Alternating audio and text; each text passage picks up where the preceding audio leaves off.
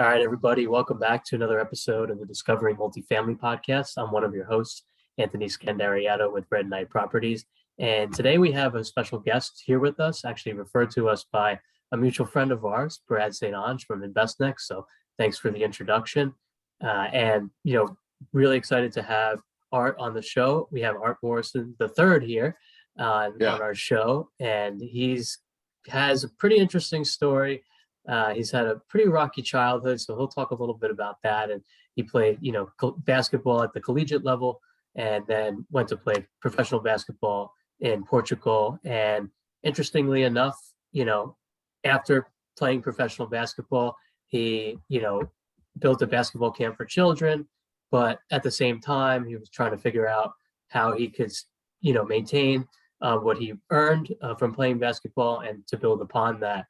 So he was able to do $2.5 million worth of transactions in real estate in his first couple years. And he kind of moved from wholesaling properties and to flipping, and now he's doing syndication. So fast forward there, he's done about $6 million in transactions, and it's only been 3 years post, his retirement, essentially across 15 different properties. So now he's teaching various different young adults how to get into real estate and expedite their path through financial freedom. So Art, really excited to have you. Did I do your bio justice at all? You did great, man. I appreciate the introduction. Great. And I'm really excited to just share some of these nuggets. Excellent, man. So how did you, obviously athleticism and, it takes building a team and, a lot of the mentality you learned from being an athlete, I'm sure translates into the real estate business. But why did you choose real estate? Yeah, so two reasons. I don't know how to say this without sounding a certain way, but I love money. I like making money, and just understanding the power of real estate, understanding how necessary it is. It was just an obvious choice, right? There's so many millionaires and people who are financially free who've done so through real estate. You don't need to be a genius. You don't need to create a software. You don't need to manage a lot of people. You can do it with a big team. You can do it with a small team. The autonomy was extremely attractive. And then the second reason was because my older brother, who I'm sure I'll mention when I'm kind of laying out my story, he was the first person in my life that I've known do well for themselves through anything outside of like playing basketball or like making music or something, right? Especially in like the Black community. It's rare you see entrepreneurship at the level that my older brother achieved at a really young age. So it was always in the back of my mind when I was playing basketball and stuff. Once I stopped playing, I knew that outlet was there. And I kind of toyed around a little bit because he's my older brother. You don't want to do what your older brother does. But it was always in the back of my mind. So when I decided to jump in, I just kind of never looked back. Nice. That's awesome. So was your older brother telling you to buy commercial property? Because you started out differently. You weren't buying what you're buying now. So how did you start out? Yeah, so my brother teaches on a national level pretty much all the strategies. I mean, the one that was attractive to myself when I was young and all young people was wholesaling. So my first deal, my company wasn't even launched. My neighbor just was selling their house, and I was not really in a great place, honestly. I was in entrepreneurship, so you know how that goes. I'm spending every dollar to my name to try to get the business off the ground. I was actually living in my best friend's basement, by choice though, to save money. But either way, my situation was just, I was ready for something. And it was like the sun was shining through the clouds on my neighbor's house as he put a for sale by owner sign in the window. And I knew what that meant, right? I knew, okay, that house has been vacant for about a year or two.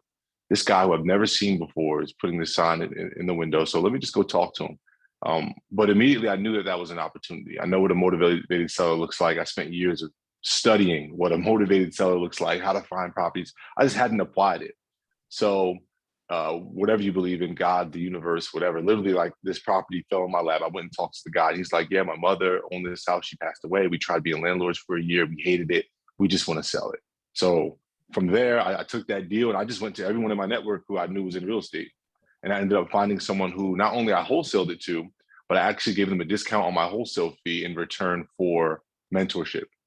And that's how I made some money from a wholesale fee. I took that money, I bought my first multifamily in 2018, but I also shadowed this flip, and I got to understand the process of flipping a property. So I call it my first makeshift syndication. It's like I pulled in like someone with experience, someone with capital, and like I got to shadow and made a wholesale fee. It was like kind of a weird transaction, but as you know, because you're into syndication, no transaction is the same. So it was like when you're syndicating, you're literally just pulling together everything that you need to get that deal done. And that was my first one in 2018, going into 2019. And from there, that one deal taught me so much, and it was a wrap from there. Absolutely. Okay, so you learned what you needed to learn. I'm sure you're still learning every day, but Yeah, moving forward, now you're teaching others to get started because, as we were talking before we started recording, a lot of people get nervous and they don't know where to start. So now you're teaching. So can you talk to us a little bit about that? And then what, what you're up to now in terms of, now you have 15 properties. So yeah, so you bought, you did a wholesale deal. Okay, use your fee to go into a multifamily property. You still own that property, and then how did you yeah. get the next one? And what's your story on that? Yeah, awesome. So the first thing I'll say is we're 3 minutes into this podcast, and I've already named 3 other people, right? So Right. me seeing that and seeing what mentorship and partnering can do to scale your business at a rapid pace, that's why I turned around and began teaching people. So once we did our 20th transaction, it was like, okay, like I'm comfortable, teaching people the what we're doing. This is pretty amazing. 3 years ago we had 2 properties. So that first deal, I made 20 grand, and but I should have made 40, right? So the person that I wholesaled to actually became my mentor, and to this day is my partner.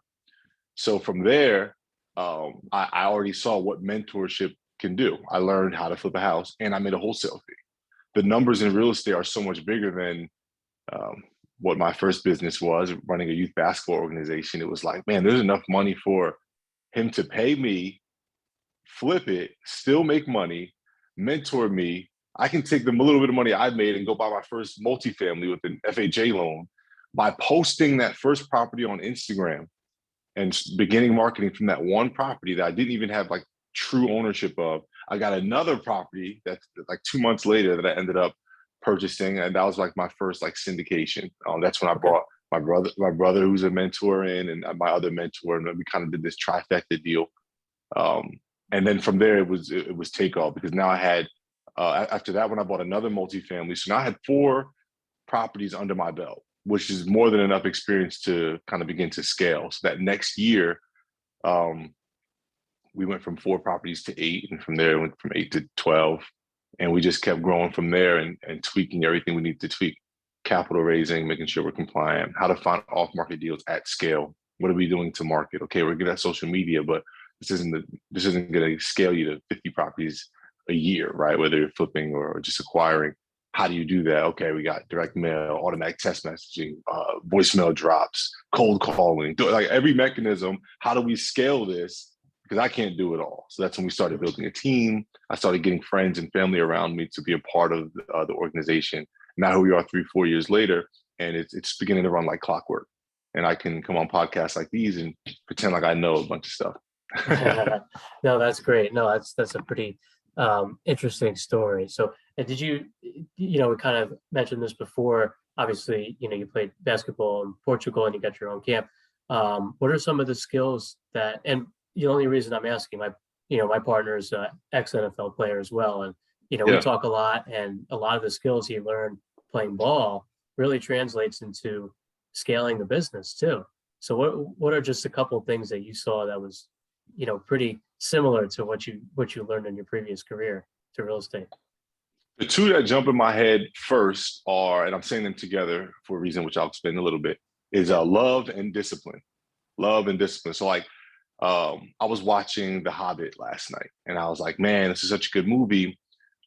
They made us read the book when I was in 8th grade going into 9th grade. I just couldn't get into it because I just didn't want to read the book. I wasn't into that when I was younger, didn't want to read it. Although it was a good book, I didn't like it, right? So if you would have told me, though, to wake up every morning at 6 a.m. and practice basketball, I would have gladly done that all summer, right? Because I love basketball. So I say love first because I actually love real estate and I love making money. So playing a sport, whether it's football or basketball, it literally teaches you how to translate that love into, my next part was discipline. And in basketball, I look back and I'm like, man, I've done some crazy stuff to get my body prepared for basketball or to get myself prepared. Like one of my claims to fame is I emailed 3,000 teams in order to get a professional contract. So I had to be my own agent because I had a torn ACL at the time, which if anyone wants to know my basketball story, you can go read my book, Overcome, The Key to Unlocking Your Superhuman. It's a book I wrote about getting a contract to play overseas, despite everything that basically went wrong in college and high school. Okay. So that's a little shameless plug there. But I emailed 3,000 teams to get one contract. So that same mentality in real estate, is gold. If you're willing to email or text or call or do anything 3,000 times, you're gonna make money in this industry, period. If you have that discipline, it's gonna work. And then the last thing I would say is team building. I just know you can't do it alone. As good as I was at basketball, I was the leading scorer in Portugal in the league I was in. We had the second worst record in the league. Literally the second worst record. My teammate actually got MVP. So you have MVP and leading scorer on the same team. We still were the second worst team in the league, and it's because we just didn't have a team behind us. You can't do it alone. Right. And that losing record actually ended up being why I didn't get renewed for a contract the next year. So I just understand the value of playing for a team, everyone playing a role, no matter how good you think you are, no matter how good you think you are at capital raising or finding deals or negotiating.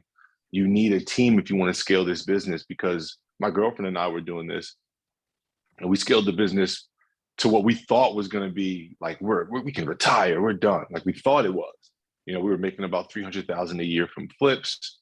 We were making an additional 50 to 100,000 a year net from just our multifamily opportunity, or from our rental income, cash flow. And if you would have told me that 3-4 years ago when I was living in that basement, I'm like, we can retire.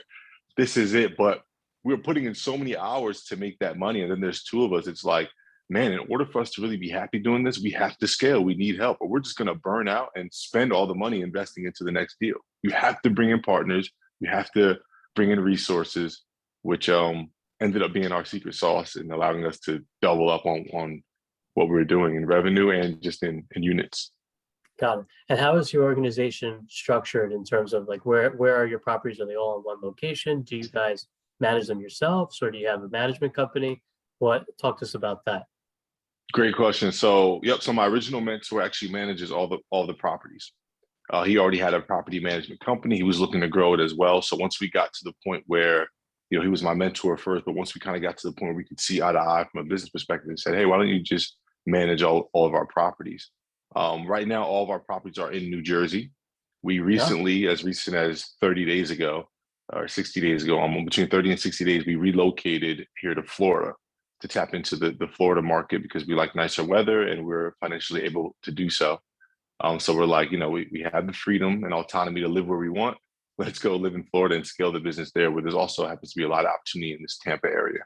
So look for us making some moves here in Tampa at a larger scale than we did in Jersey, but all of our properties are in New Jersey. Excellent. Okay. And your mentor is still up here in New Jersey? He's in New Jersey. He's in New Jersey managing everything. He's crushing it. So he's still in New Jersey. So again, that's a prime example of like teamwork. If I didn't have him, if I didn't have a partner, I actually have two partners in New Jersey, but if I didn't have them, I wouldn't be able to live in Florida. Like I would have to be there. When we first started, I was literally going to all my properties because we were flipping. I was going to all my properties every day, whether it was to get content, check on, what work was being done, all of that kind of stuff. And once I started partnering up, I literally could lay in bed and just email and phone call all day and manage the properties the same because I had team members in place. Right. And talking about that a little bit, it seems like you're more focused on whether it's the syndication side or more of the buy and hold strategy. I'm sure there's some flips along the way, but it sounds like that's what your goal is, and that's what you're aiming towards, rather than, the quick fix and flip that you were getting all that income before. But it sounds like you realize how much work it is, and then now you're trying to. Has your strategy changed, or am I just okay? No. I was going to say you're good at this, and you're asking all the right questions to kind of pull everything out almost in the order of which we experienced it. So yeah, we were flipping houses, and it was just a lot of work, a lot of cost, a lot of headache, a lot of anxiety. It was not the same, a $50,000 check from a flip sounds so beautiful when you are, I'll say, poor, or when you're starting off. That was to me, that was like, man, I'll do whatever for $50,000 check. But once I understand the cost and the understanding that it takes, but you can do that same work, and maybe you don't make the $50,000 in cash, but you'll make $1,000 a month for the rest of your life, and the 50,000 will be in the form of equity. Once I saw the value in that, is when we basically changed our model. Right. So since we're marketing and finding off-market properties at scale, we still get a ton of flips through the pipeline, and we can wholesale them. We can, I mean, single family specifically. Sorry, I forget it's a podcast, and there's some people who might not know. So basically, we market to motivated sellers. I like multifamilies, obviously. So if we find multifamilies at a discount, we can flip them, refinance them, and keep them for ourselves forever. But in that process, you're going to get a bunch of single families. Some single families, depending on their location, are worth keeping long term. Some just simply aren't. They're better to flip. And some aren't even worth a flip. They're best to just wholesale, which is, just sell it before you even actually own it, or do a quick double sale. So we still execute all three strategies, but my gears get going. I get excited and stuff when the multifamily comes through the pipeline, because I always tell the story about that first wholesale deal, but the real winner in that was the money I made from that allowed me to get my first multifamily, and we only net like $600 a month. I'm saying only, but it's a good amount. We net $600 a month from that, but that was game changing because it just allowed me to pay my car payment and phone bill automatically, and that was just two things I just didn't have to worry about. I knew I was making $600 a month from that house without ever having to go there. And then we bought our second one where we actually were making about $1,650 a month. So when you combine the two, that's about $2,200 in expenses that we were making. And once I saw how much closer we were to like retirement, or just being able to relax and not have the anxiety of where's our next dollar coming from, that entrepreneur anxiety, once we could get rid of that after 2 properties, I said, okay, we just need to keep doing this. So we did a couple more, and that's when I started realizing that the multifamilies are 100% where it's at, because with a flip, the money's there, you're going to make it, but you don't know when, you don't know what's going to come up that will affect that capital. And then after you make it, you don't know when the next deal is going to come. Right. And you don't know when the next one's going to close. So you can't really do with the 50 or 100 or 40 or $20,000 in profit. You can never do with it what you think you're going to be able to do with it. Right. And you then, just never can. Oh, I'm sorry to cut you off, Art, but I was just going to say, don't forget, for everybody listening, about, especially if you sell a flip, but even if you sell it 11 months in, you're going to get whacked on taxes. Right? Taxes. That's the other thing, is the taxes. So, and again, it takes experience to learn this. So I have no regrets about the almost $500,000 we made in flips. It was great, right? No one's complaining about that. But everything that we just mentioned was like, okay, wait a second. This is not as attractive. Even as I'm saying it out loud, I'm imagining saying to someone who doesn't know better. And it's like, no one's trying to hear $1,000 a month for the rest of your life over $50K cash. Like most people who are not in real estate. Like if I went to my mom right now and was like, hey mom, I'm going to give you $1,000 a month, or hey, I'm going to give you $50K cash right now. She's not a millennial. She ain't Gen Z. She's my mom, and she's still going to be looking at the 50,000 like, because she's just simply not in this game and doesn't understand the long-term kind of passive income. So we started preaching that to all of our mentees and groups, and it's been going really well. And I love to see how it's beginning to change other people's lives too. Awesome. No, I love the story, Art. And so that brings me to my next question as we wrap up the show. How can someone who's listening be a part of your mentor group or your community and network? What's the best way for them to reach out to you? Yeah, so 2 ways. Number one is follow me on Instagram at Art Morrison III, Art Morrison III as in the third. And then my website is artmorrisonthird.com. So same as my Instagram handle, but my website and everything you need to know about me, my background, my history, as well as how you can get involved with us, whether it's from a capital raising perspective, a partnering perspective, or just learning from me and my team, will be in those 2 locations. And if you go there, there's somewhere where you can see my real estate business specifically. It's called United Home Relief.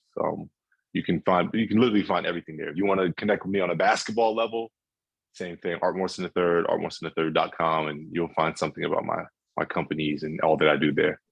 Sounds good. Well, Art, it was a pleasure having you on the show today. And for my audience, if you liked what you heard and or saw today, please give us a rating and review on iTunes. It would help Art and myself get our message out to a greater audience. That's just the way it works. So looking forward to staying in touch, Art, and good luck.